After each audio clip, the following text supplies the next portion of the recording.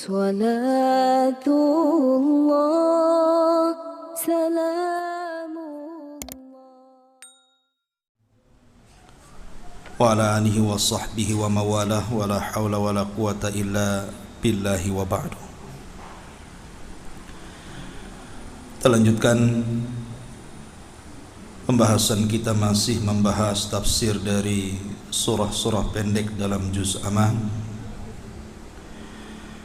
dan kita masuk pada surah At-Tariq bagian akhir, di mana kita masuk pada ayat ke-13. A'udzubillahi minasyaitonir rajim. Bismillahirrahmanirrahim. Innahu laqaulun faslun wa ma huwa bil hazn. Innahum yakiduna kaidan wa akidu kaidan famahhilil kafirina amhilhum ruwaida. Innahu laqaulun faslun wa ma huwa bil hazn. Sesungguhnya Al-Quran itu laqaulun faslun, adalah firman Allah subhanahu wa ta'ala sebagai pembeda antara hak dan yang batil tentunya. Wa ma huwa bil hazl, dan Al-Quran itu bukan mainan, bukan sendau gurau. Di sini Allah subhanahu wa ta'ala ingin membantah orang-orang jahiliyah, karena orang-orang jahiliyah itu mereka menganggap Al-Quran yang dibaca Nabi SAW itu adalah sebuah mantra-mantra sihir. Makanya mereka menuduh Nabi SAW sebagai tukang sihir. Alasannya karena kalau orang beriman dengan Islam, kalau dia seorang anak pasti akan berbeda dengan orang tuanya. Kalau dia seorang istri pasti akan berpisah dengan suaminya. Makanya mereka menganggap Al-Quran itu mantra-mantra Rasulullah, padahal Al-Quran itu adalah firman Allah. Sebagian mereka mengatakan bahwa Al-Quran itu hanyalah rangkaian ucapan Rasul, sama dengan para pujangga dan para penyair di zaman itu. Maka mereka menganggap bahwa Al-Quran itu adalah syair, sehingga menuduh Nabi SAW tukang syair. Maka Nabi SAW bukan sahir, tukang sihir, dan bukan juga syair, tukang syair. Dia adalah Rasulullah SAW, utusan Allah. Makanya di dalam Al-Quranul Karim, di permulaan surah Al-Baqarah dan di permulaan ayat-ayat atau surat-surat yang lainnya, selalu Allah subhanahu wa ta'ala memulai dengan beberapa huruf hijaiyah seperti alif lam mim, alif lam ra, qaf, yasin, alif lam mim sad, dan yang lainnya. Maksudnya apa? Maksudnya adalah kalau memang Al-Quran itu adalah rangkaian manusia, ucapan-ucapan yang dirangkai Nabi SAW, bukankah Al-Quran berbahasa Arab? Terangkai daripada alif, terangkai daripada lam, terangkai daripada qaf, terangkai daripada mim, dan begitu seterusnya huruf hijaiyah. Sekarang buatlah satu surat semisal Al-Quran, sehingga Allah subhanahu wa ta'ala menantang, wa in kuntum fi raibin mimma nazzalna fa'tu bi suratin mim mithli. Kalau kalian ragu-ragu dengan Al-Quran ini, datangkan saja, buat satu surat semisal Al-Quran. Kalian tidak bisa. Kalau tidak ada satupun yang sanggup merangkai satu surat saja dalam Al-Quranul Karim, berarti Quran itu bukan syair, bukan buatan manusia. Dia adalah kalamullah, ucapan dan firman Allah subhanahu wa ta'ala. Wa ma huwa bil hazal, dan Al-Quran bukan main-main. Al-Quran itu petunjuk. Makanya kalau kita lihat, orang mendapatkan hidayah itu berbagai macam cara. Terkadang salah satunya adalah mendengarkan Al-Quran, walaupun dia nggak paham maknanya itu. Kalau yang membaca Al-Quran ini ikhlas, memiliki suara yang indah, terkadang banyak orang yang tobat, bahkan orang yang pindah agama gara-gara mendengar Al-Quran. Jadi Quran bukan main-main.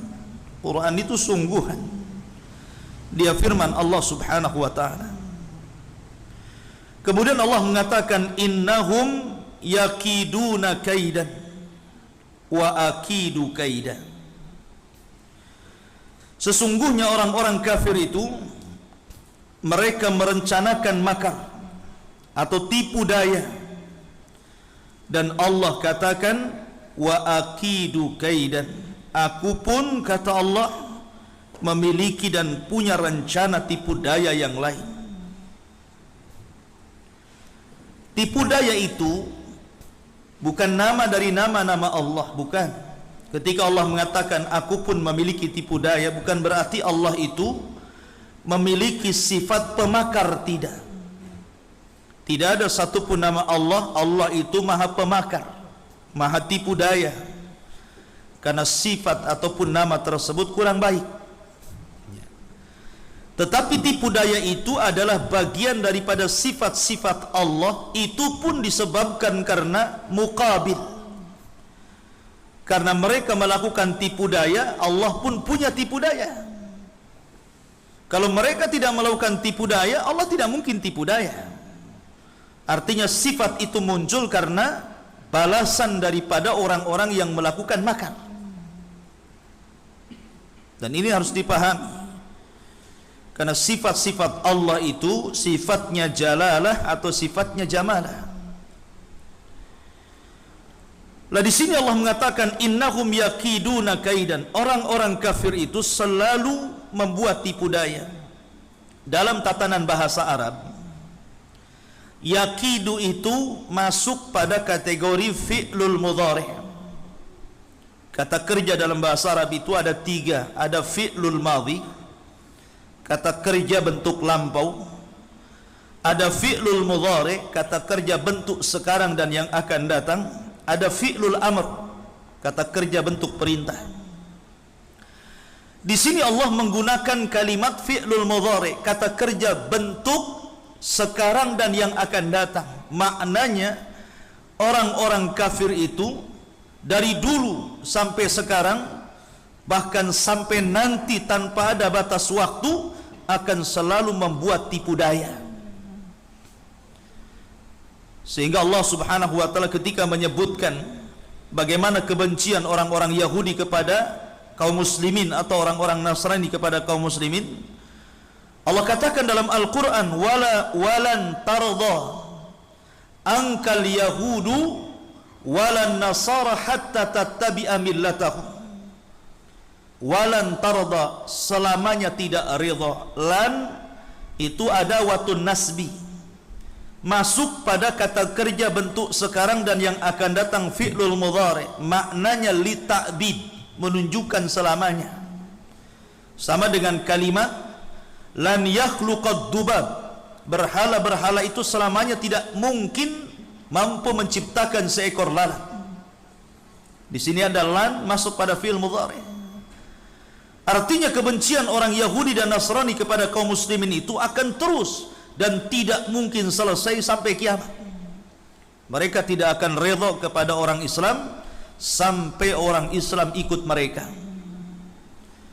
Jadi orang kafir itu selamanya akan buat makar. Tetapi Allah pun buat makar. Wa makaru makran wa makarna makran wallahu khairul makirin. Silahkan Anda membuat makar dan tipu daya, Kami pun punya makar dan tipu daya, dan sebaik-baik makar dan tipu daya adalah makarnya Allah Subhanahu wa taala. Nabi Musa alaihi salatu wassalam mendapatkan makar daripada Fir'aun dan pasukannya. Ketika Musa alaihi salatu wassalam membunuh orang tanpa sadar, bukan sengaja membunuh orang Nabi Musa itu. Nabi Musa itu menolong orang yang dizalimi. Ketika ada orang bertengkar dari satu anak muda Bani Israel, satu anak muda kaum Kibti, kaumnya Fir'aun, itu berkelahi. Jelas-jelas yang salah. Maka Nabi Musa menolong orang yang dizalimi. Dipukulnya anak muda dari kaum Kibti itu meninggal dunia. Sekali pukul meninggal dunia, karena musuh itu kuat. Nabi Musa itu punya kekuatan fisik. Akhirnya kemudian Nabi Musa pun dikejar-kejar untuk dibunuh, dibuat makar. Musa pun di Mesir menuju Madian. Berjumpalah dengan Nabi Syuaib, kemudian dinikahkan oleh salah satu putrinya. Begitulah Allah membuat makar. Ketika orang-orang Fir'aun dan Musa ke Madian, dan Allah nikahkan. Yang satu ingin membunuh, yang satu ingin menikahkan. Begitulah makar Allah Azza wa Jalla. Kemudian Nabi Yusuf alaihi salatu, ketika dia bermimpi, dan ketika tu ahada asyara kaukaban wasyamsa wal qamara ra'aituhum li sajidin. Wahai bapakku, wahai Nabi Ayub, semalam aku bermimpi melihat 12 bintang, matahari dan bulan. Aku lihat mereka sujud kepadaku. Maka Ayub alaihi salatu wassalam menasihati anaknya Yusuf ini dan mengatakan, la taqsus ru'yak ala ikhwatika fayaqiduna laka kaidah. Jangan kau ceritakan mimpi ini kepada saudara-saudaramu. Kenapa? Fayaqidu laka kaidan, karena mereka akan membuat tipu daya kepadamu. Sebagaimana Allah mengatakan, innahum yaqiduna kaidah. Mereka akan buat tipu daya itu. Dan subhanallah, namanya anak kecil polos, diceritakan pula mimpi itu. Maka kemudian makin hasadlah saudara-saudara Yusuf kepada Yusuf. Akhirnya kemudian mereka pun punya ide, satu untuk membunuh Yusuf, dua untuk membuang Yusuf, dan yang ketiga untuk memasukkan Yusuf ke dalam sumur yang dalam. Akhirnya pendapat yang ketiga yang dipilih. Wa alquhu fi ghayabatil jub. Maka Yusuf pun dimasukkan ke dalam sumur yang sangat dalam. Lihat, itulah makar saudara-saudara Yusuf kepada Yusuf. Tetapi wa makaru makran wa makarna makran. Silahkan kalian buat makar, Allah punya makar sendiri. Setelah Yusuf berada di sumur, rupanya ada orang lewat, kafilah dagang, cari air. Kemudian pas timbanya dimasukkan ke sumur, diangkat, ada anak kecil. Kemudian dijual murah di Mesir, darahima ma'dudah. Dirham itu pamannya harga itu kan 2 gram emas satu dirham itu. 2 gram emas lebih satu dirham. Kalau dinar 4 gram lebih. Anggaplah 1 juta satu dirham itu. Berarti cuma 3 juta Yusuf dijual itu. Dijual kepada siapa? Kepada pembesar, menteri yang berkuasa di Mesir. Akhirnya diangkat jadi anak angkat dan diletakkan di kamar yang indah, kamar yang empuk, banyak makanan, banyak pelayan. Subhanallah, wa akidu kaidah. Aku pun punya makar, kata Allah. Yang tadinya hidup dalam sumur, tiba-tiba hidup di istana megah. Coba bayangkan. Begitulah makar itu akan kembali kepada orang yang membuat makar. Bahkan ketika Yusuf alaihi salatu wassalam dibuat makar oleh Zulaikha supaya berzinah dengan dia, tapi Yusuf kemudian menjaga dirinya dan tidak mau berbuat zina dengan Zulaikha. Akhirnya kemudian dia pun diancam di penjara. Masuklah dia ke dalam penjara, 10 tahun di penjara. Bukan waktu sebentar. Di penjara tidak ada salah. Bayangkan di penjara, dizalimi orang. Mereka membuat makar kepada Yusuf sehingga Yusuf masuk penjara. Tapi Allah katakan wa akidu kaidan. Rupanya dari penjara itu Yusuf mentakwilkan mimpi beberapa orang narapidana. Takwilnya diceritakan kepada raja. Raja mimpi juga. Akhirnya mimpi itu ditakwilkan Yusuf dengan imbalan menjadi menteri ekonomi, menjadi bendaharawan Mesir. Dari penjara jadi menteri, kan begitu ya. Maka Allah mengatakan innahum yakiduna kaida, silahkan kalian buat makar, aku pun punya makar. Nabi SAW ketika berada di kota Mekah dan sudah diizinkan hijrah, berkumpullah orang-orang, para pembesar Quraisy yang dipimpin Fir'aunnya umat ini Abu Jahal, dan para pembesar Quraisy. Mereka ingin memutuskan sebuah putusan apa yang akan dilakukan kepada Rasulullah. Kemudian Allah firmankan dalam surah Al-Anfal, keputusannya ada 3. An yaqtulu wa idh yamkuru bikal ladzina kafaru liyuthbituka aw yaqtuluka aw yukhrijuk wa yamkuruna wa yamkurullah wallahu khairul makirin. Ingatlah ketika orang-orang kafir berkumpul membuat makar, Abu Jahal, Umayyah dan yang lainnya berkumpul di sebuah tempat yang disebut dengan Dari Nadwah. Dulu tempat itu yang bangun kakek-kakeknya Rasulullah, tapi dibuat pertemuan untuk membunuh Nabi SAW. Kemudian ketika mereka berkumpul di situ, tiba-tiba iblis datang menjelma Syekhun Najd, orang tua yang datang dari kota Najd, kemudian ikut rapat di situ. Anda bayangkan kalau seandainya rapat ada iblisnya, kacau tidak? Kacau. Ya. Jangan lagi ada iblis, orang kayak iblis saja kacau. Apalagi iblisnya langsung yang ikut rapat. Tapi iblis ini diam saja. Dia hanya mendengarkan komentar-komentar. Wa idh yamkuru bikal ladzina kafaru liyuthbitu. Bagaimana kalau kita usir, kita tangkap si Muhammad, kemudian kita penjarakan seumur hidup. Ini keputusan pertama. Keputusan yang kedua, au yaqtulu, atau dibunuh saja dia. Kemudian keputusan yang ketiga, au yukhriju, atau kita usir saja dari Mekah. 3 keputusan, bayangkan, semuanya buruk. Dipenjara seumur hidup, dibunuh, atau diusir dari negaranya sendiri.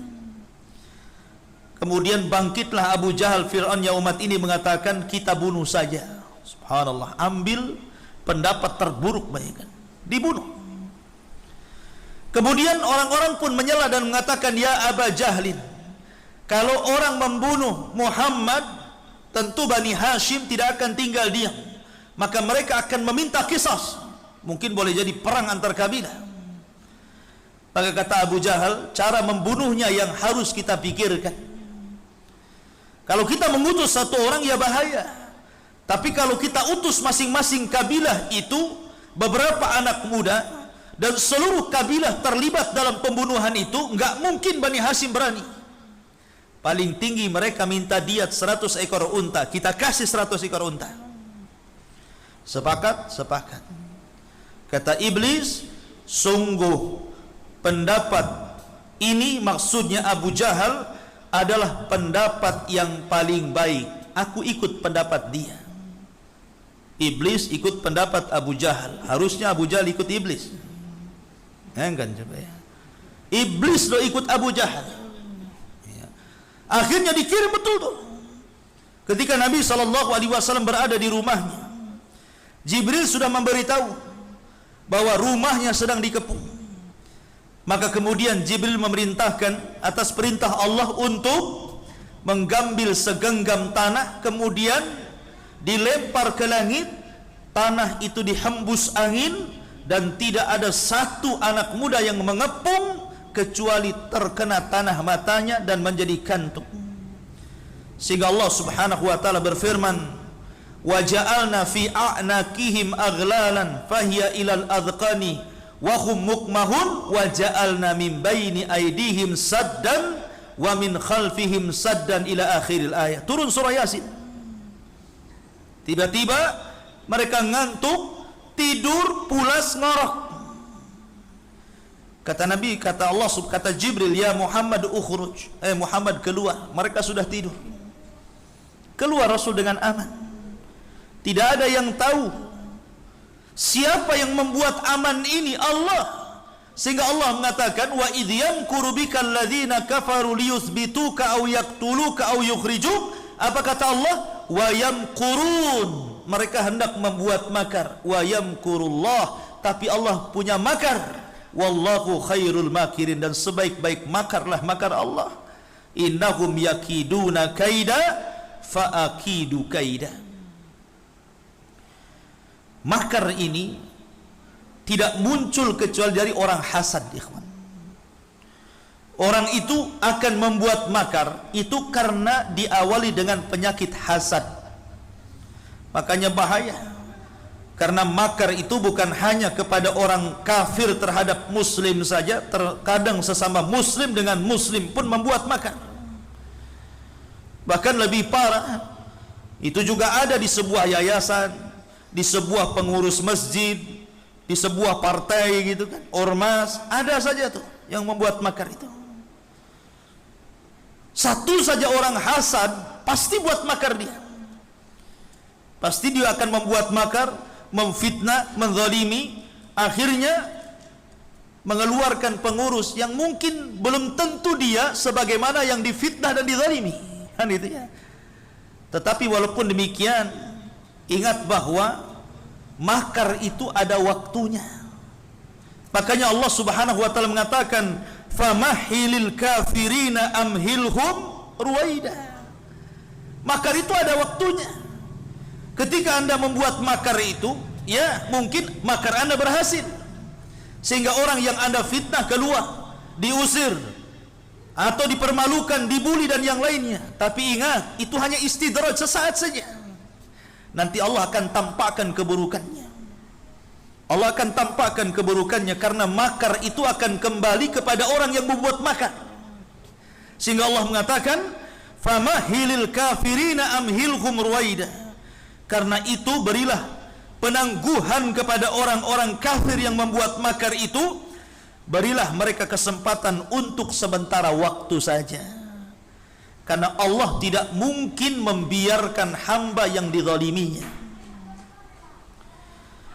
Al-Imam Ibnul Qayyim menyebutkan dalam kitabnya, atau Al-Imam Al-Ibnul Jauzi menyebutkan satu kisah tentang orang yang membuat makar. Ada orang zalim. Jadi di zaman dulu ada orang zalim yang suka merampas hak orang lain. Jadi orang zalim ini mungkin bahasa kitanya preman lah gitu, orang jahat. Ketika dia berjalan kemudian di pesisir pantai, tiba-tiba ada nelayan yang baru singgah dari nelayannya, mendapatkan satu ikan yang sangat besar. Akhirnya oleh sang preman ini dipaksa untuk diserahkan ikan itu, kalau tidak akan dibunuh atau disakiti. Karena takut, diserahkan ikan itu. Akhirnya kemudian setelah diserahkan ikan itu, sang nelayan tidak bisa apa-apa karena dia orang lemah. Preman ini orang kuat. Dia hanya mengangkat tangannya ke langit dan mengatakan, "Ya Rabb, tampakkan kekuatanmu kepadaku. Aku ini lemah, dia itu kuat." Itu saja doanya. "Ya Allah, tampakkan kekuatanmu kepadaku. Aku ini lemah, dia kuat." Habis itu dia pulang menangis. Si preman ini karena sudah mendapatkan harta rampasannya, senang saja dia. Dia tidak sadar bahwa Allah Subhanahu wa taala sedang membuat makar kepada dia. Tiba-tiba ikan itu hidup dan menggigit jarinya. Digigit begitu saja, disangkanya tidak bahaya, pulang dia. Akhirnya ikan itu dimasak, kemudian dimakan, habis. malamnya, gigitan ikan itu membawa rasa sakit yang tidak ada yang tahu kecuali Allah sakitnya. Sakit sekali. Dia menjerit-jerit tidak tahan. Akhirnya kemudian keesokan harinya dia dibawa oleh keluarganya ke dokter, ke tabib. Kata tabib, ini racun berbahaya. Kalau tidak diamputasi telapak tanganmu, maka kamu akan mati. Akhirnya diamputasi. Lihat, wa makaru makran wa makarna makran. Kemudian setelah diamputasi, akhirnya kemudian disangkanya sembuh tuh. Rupanya beberapa hari kampuh lagi sakitnya. Datang lagi ke tabib. Kata tabib, racunnya sudah sampai ke tangan. Kamu harus diamputasi sampai sikutmu. Sang dokter akhirnya mengamputasi. Dikiranya sembuh, rupanya sampai pula ke ujung tangannya. Sehingga dokter heran ketika itu, karena dokternya orang soleh. Dia bertanya, sebenarnya kamu ini penyakitmu apa? Saya biasa menangani pasien seperti kamu, tapi aneh kamu ini penyakitnya. Kemudian dia bercerita, boleh jadi mungkin gara-gara digigit ikan. Ikan itu saya rampas dari orang lain. Kata sang dokter, kalau seandainya waktu malam itu dan tangan belum dipotong satu pun, kau datang kepada orang yang kau zalimi dan kau minta maaf, minta keikhlasannya, mungkin tidak akan dipotong tanganmu. Kalau engkau ingin selamat dan tidak menjalar sampai ke jantungmu, carilah orang yang nangkap ikan itu, minta keikhlasannya. Akhirnya dia pun mencari orang yang pernah diambil ikannya. Sudah ketemu, dia mengatakan, ya fulan samihna ya fulan, wahai fulan tolong maafkan aku. Orang ini mengatakan, siapa anda? Maka dia mengatakan, sayalah orang yang pernah mengambil ikanmu. Lihatlah kondisiku, kasihani aku. Akhirnya kemudian karena kasihan, dia pun memaafkan apa yang sudah diambilnya. Tapi preman ini sebelum pergi, dia tanya kepada sang nelayan, waktu aku ambil ikanmu, aku lihat kau menengadahkan kedua tangan ke langit, apa yang kau baca? Maka dia menceritakan, ketika ku ambil ikanku, aku berdoa kepada Allah, ya Allah, arini kuwataka, ya Allah, tunjukkan kekuatanmu kepadaku. Aku ini hambamu yang lemah, sementara di hadapanku hambamu yang kuat. Allah tunjukkan kekuasaannya. Ketika dia mendengar alasan itu, dia mengatakan Allahu Akbar. Kemudian dia pun pulang. Setiap ketemu orang, ini preman ini, setiap ketemu orang, dia masuk ke pasar, dia masuk ke kerumunan orang, dia mengatakan, man ra'ani falam yadlim ahada. Siapapun yang melihat kondisiku, jangan pernah berbuat dolim pada siapapun. Siapapun yang melihat kondisiku, tolong jangan buat zalim, nanti nasibmu sama dengan diriku. Itu maksudnya. Lihat bagaimana Allah Subhanahu wa taala berfirman, innahum yakiduna kaidan wa akidu kaida. Kalian boleh buat makar, buat jahat, tapi ingat, kejahatan itu ada balasannya, karena Allah punya makar sendiri. Maka makar itu adalah sebuah kejahatan. Jangan pernah membuat makar kepada orang. Ma'asyiral muslimin yang dimuliakan Allah Azza wa Jalla, karena Allah mengatakan famahilil kafirina amhilhum ruwaida. Makar itu hanya sesaat saja, nanti ada balasannya. Dan seorang muslim harus percaya. Maka dari sinilah berakhir surah At-Tariq. Kita masuk pada surah yang baru, suratul Buruj. Allah Subhanahu wa taala berfirman, a'udzu billahi minasyaitonir rajim. Was-sama'i dzatil buruj wal yaumil mau'ud wasyahidin wa mashhud kutila ashabul ukhdud an-nari dzatil waqud idhum 'alaiha qu'ud wa hum 'ala ma yaf'aluna bil mu'minina syuhud wa ma naqamu minhum illa an yu'minu billahil azizil hamid. Demi langit dan gugusan bintang, demi hari yang dijanjikan, demi yang menyaksikan dan yang disaksikan, terlaknat orang-orang yang mengepul kayu-kayu bakar. Ketika api mulai dinyalakan, mereka duduk-duduk di sekitar api dan menyaksikan apa yang mereka lakukan kepada orang-orang yang beriman. Dan tidaklah orang-orang yang beriman itu mereka disiksa kecuali alasannya karena beriman kepada Allah yang maha perkasa lagi maha terpuji. Sebelum saya tafsirkan ayat per ayat, saya ingin menjelaskan asbab nuzulnya dulu.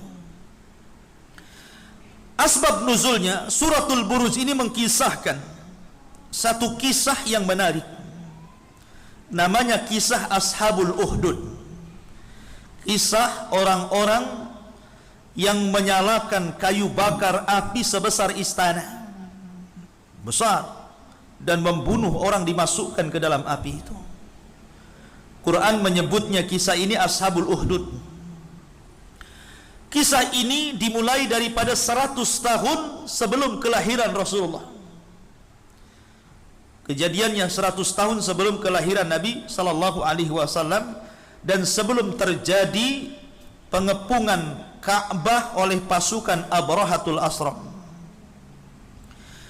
Kejadiannya di sebuah negara di Yaman. Ada kabilah yang paling besar di Yaman namanya Najran. Dan Yaman itu pemerintahan biasanya dilakukan oleh kabilah terbesar. Mereka lah yang akan memimpin negara dan memimpin kabilah-kabilah kecil. Sampai sekarang seperti itu Yaman itu. Mana kabilah yang paling besar dialah yang berkuasa. Ya. Karena masing-masing kabilah di Yaman itu kuat, punya persenjataan. Kabilah-kabilah itu punya tank, punya pesawat tempur. Ya. Itu masing-masing kabilah. Paling miskin punya pistol. Semua orang Yaman seperti itu. Karena saya 4 tahun di sana, jadi tahu. Kalau kita sholat di depannya ada orang Yaman itu namanya AK-12, itu moncongnya di hadapan ke kita. Jadi kita sujud ketar-ketir itu. Karena depan ada senjata masalahnya. Semua orang pegang senjata di sana itu. Miskin-miskinnya orang punya pistol. Senjata itu kayak dompet dibawa kemana-mana. Tapi anehnya sebelum perang dulu, sebelum ada perang, walaupun masing-masing punya senjata, di Yaman itu jarang orang bunuh pakai senjata. Jadi justru pembunuhan itu lebih sedikit dibandingkan di Indonesia. Padahal semua pakai senjata. Kenapa coba? Karena kalau membunuh orang, itu kabilahnya bangkrut. Dia harus membayar 100 ekor unta plus orang yang membunuh diusir dari kabilahnya. Jadi nggak ada yang berani, kan gitu ya. Tapi di Indonesia bukan bebas senjata, hari-hari orang dibunuh. Iya kan? Gara-gara urusan parkir bunuh-bunuhan. Itu di negeri kita itu. Itu sebelum perang ya. Kalau sekarang kan perang, karena perang Yaman itu tidak bisa dielakkan karena itu tanda-tanda kiamat. Kalau sudah 3 negara perang tidak akan berhenti sampai kiamat. Pertama Irak, yang kedua Suriah atau Syam, dan yang ketiga Yaman. Ini kalau 3 negara perang gak akan aman sampai kiamat. Dan sudah dimulai genderang perang ini. Ya. Lah di Yaman dulu 100 tahun sebelum lahir Rasulullah ada kabilah besar namanya Najran. Kabilah Najran. Semua agamanya Nasrani. Tapi tentu Nasrani di zaman itu berbeda dengan Nasrani di zaman sekarang. Masih betul-betul mengikuti ajaran Isa. Kalau Nasrani di zaman sekarang kan sudah dicampur aduk, sudah dirusak, ya. Karena ada pemahamannya mengatakan Isa Tuhan, mengatakan Isa anak Tuhan, mengatakan Isa satu di antara 3 Tuhan. Sudah rusak, tidak ada tauhid di situ. Ya. Tetapi Nasrani di zaman itu masih mentauhidkan Allah, masih betul-betul mengikuti ajaran Isa. Lah Najran ini dikuasai seorang raja namanya Dzu Nuwas. Kalau ada sejarah, raja dimulai dengan kalimat Dzu, berarti dia dari Yaman. Seperti Dzulqarnain yang memenjarakan Ya'juj dan Ma'juj dalam surah Al-Kahfi. Itu raja Yaman, Dzulqarnain itu. Karena diawali dengan kalimat Dzu. Dzu Nuwas, bukan Abu Nawas ya. Dzu Nuwas, itu rajanya. Lah Dzu Nuwas ini raja yang sangat kejam. Awalnya agamanya Nasrani. Kemudian dia ingin melebarkan kekuasaan Najran sampai menaklukkan Mekah dan Madinah. Ingat, Mekah dan Madinah di zaman itu masih menyembah berhala. Masih zaman jahiliyah. Belum ada Rasulullah. Lah Madinah itu dulu disebut Yathrib, mayoritasnya orang-orang Yahudi. Karena di Madinah itu ketika Rasul hijrah saja ada 3 kabilah Yahudi besar. Di sana ada Bani Kunaiqa, ada Bani Nadir, ada Bani Quraidah. Itu kabilah-kabilah Yahudi besar, ditaklukkan sama Najran. Tapi orang Yahudi cerdas. Dari dulu sampai sekarang memang Allah berikan kecerdasan orang Yahudi itu. Akhirnya Yahudi Najran ini bernegosiasi dengan Dhunuwas ini dan mengatakan karena Yahudi itu kaya, perekonomiannya jalan di kota Madinah, maka menjanjikan kepada Dhunuwas, "Wahai Dhunuwas, masuklah ke agama Yahudi. Nanti kami akan bantu untuk memperluas kekuasaanmu. Kami bantu dengan harta, dengan pasukan, dengan senjata. Apa maumu kami sokong." Tertariklah Dhunuwas karena dia memang rakus kekuasaan, masuklah dia ke Yahudi. Agamanya jadi Yahudi. Sementara rakyatnya Nasrani Najran itu. Akhirnya kemudian dipaksa rakyat Najran itu untuk masuk Yahudi, kalau tidak ditindas. Belakangan Dhunuwas mengaku Tuhan. Persis seperti raja-raja zalim sebelumnya, seperti Fir'aun mengaku Tuhan, "Ana rabbukumul a'la", seperti Namrud mengaku Tuhan, Dhunuwas juga mengaku Tuhan. Di belakangnya ada tukang sihir yang sangat-sangat sakti, selalu membuat keanehan, kemudian dinasabkan yang melakukannya Dhunuwas seolah-olah dia yang sakti, padahal tukang sihir di belakangnya. Karena namanya penguasa itu pasti punya penasehat spiritual. Bahasa kitanya penasehat dukun. Setiap penguasa itu ada, tidak mungkin tidak. Ya, namanya penasehat spiritual, ada yang bagus, ada yang tidak bagus, ada yang dukun. Ya, makanya Fir'aun itu tukang sihirnya banyak. Itu penasehat spiritualnya Fir'aun, ya tukang-tukang sihir itu. Dhunuwas ya tukang sihir juga. Makanya tidak heran kalau para penguasa itu pasti dekat dengan dukunnya untuk melanggengkan kekuasaannya itu. Ya. Akhirnya tukang sihir karena sudah tua, tidak mungkin dia mempertahankan raja, karena dia akan mati juga. Kata tukang sihir kepada raja, "Carilah anak muda yang bisa mewarisi ilmu saya." Dicarikan anak muda yang cerdas, yang pintar, yang cerdik. Dapatlah anak muda itu. Akhirnya kemudian anak muda itu betul-betul diturunkan ilmu sihir dari tukang sihir itu supaya menjadi kader. Kalau tukang sihir meninggal, dia yang akan membentengi raja. Allah takdirkan anak muda ini, rumah ke tukang sihir itu cukup jauh. Setiap hari dia berjalan untuk belajar di tukang sihir itu. Setiap berjalan dia melewati satu gereja. Zaman itu belum ada Islam, agamanya masih Nasrani. Ya. Dia penasaran dengan gereja itu, masuklah dia ke gereja, rupanya ada pendeta di gereja itu.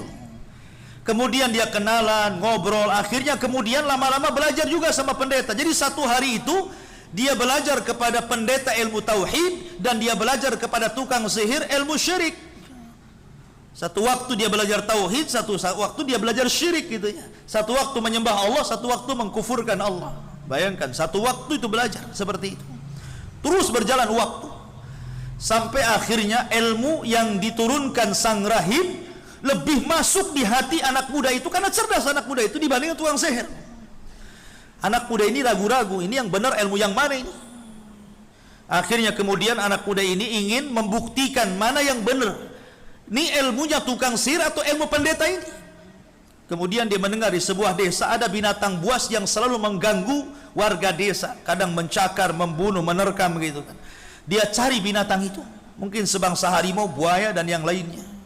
Sudah berhadap-hadapan, dia sengaja tidak membuat mantra yang diajarkan tukang sihir, tidak pula membuat benar dibandingkan ilmu tukang sihir.